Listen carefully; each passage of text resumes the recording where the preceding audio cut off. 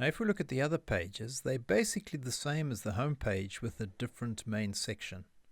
So what we're going to do, make sure this is saved. Yes, it is. We're going to go File, Save As, and this first one we'll call whichever one it is. So I've got Facebook as my first one, .html. And now I'm going to change it for this. So everything here must be the same. The only difference is from here onwards. Here we're going to have an image of the Facebook logo. Here we've got a different heading, which is Facebook. We're talking about this heading here. Here we must have a different paragraph, the one that gives us information about Facebook. This little H3 heading is a slightly smaller heading, must be the 5 reasons. And then from there on it's totally different, so I'm going to get rid of that. And what we need here is one of the lists. It's an ordered list, so we'll make sure we indent it to the correct place, and then we'll put in our ordered list here. So an ordered list starts with OL for ordered list, and it'll have an end tag later on.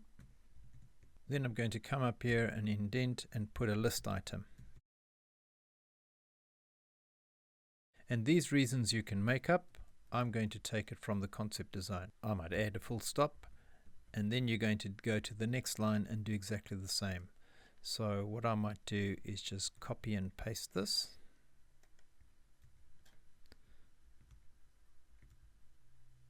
Five times, and then I'm going to add my second item here. And the third. Now I'm going to save this. I'm going to go back to my page, refresh it, and then click on Facebook, and it should open that page. So if I go to my concept design, I can see all I need is the image there. So I'll do a search for that image, open it, just make sure this is big enough. It's 250 by 250 and I only need 100, so that'll be fine.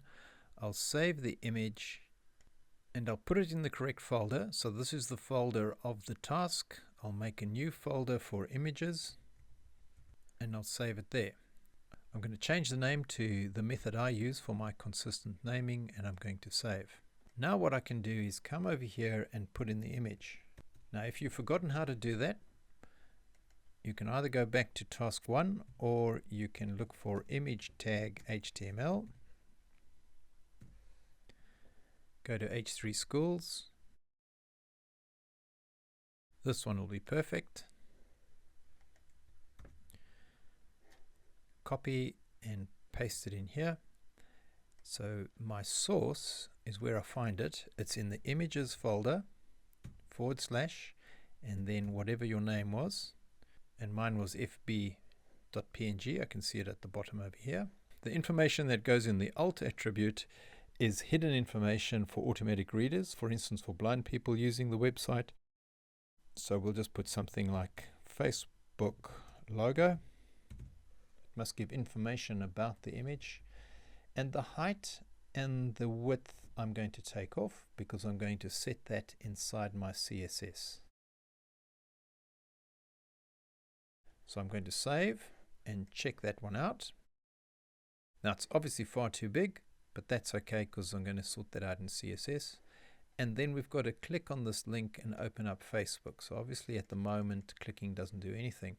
So to do that, we've got to use one of these. I'm going to quickly go check the link to HTML code again in W3 schools.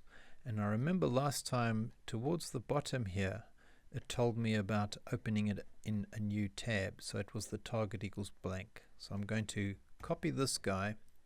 I'm going to put it over here. And now to change this, this is going to be facebook.com. So we're linking to facebook.com. The target is blank. That means it opens in a new page. Visit W3 schools must disappear. And the end tag, this little thing here, must go to the end of this. So if I show it to you like this here, now no one writes their anchor tag like this, but just to try explain what's happening, you've got the anchor tag. So there's the starting tag and the closing tag. Anything in between those two is what is actually linked. So this is the thing that's going to be the link. Now we normally just write it like this, and then you can see you've got your opening tag, your closing tag, and whatever's going to be linked. Now to check that, let's save, go back to the page, refresh. Now when I hover over the Facebook logo, the cursor changes to a hand, and when I click it, Facebook opens. Then I guess the last thing we should do is change the title of this page so that it has information about this particular page. So save that. And then what you have to do now is create a page for Snapchat and a page for Instagram. And to do that, starting with your Facebook page, go File, Save As, rename it Snapchat,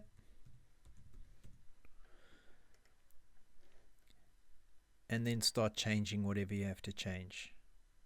So here are my 4 pages: index.html, the home page, facebook.html with its own unique title, snapchat.html, and instagram.html.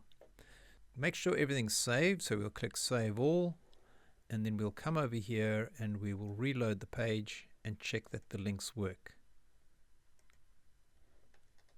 We're not going to worry about the size of the image at this stage. So once you're happy that you've checked all the links, then you're done.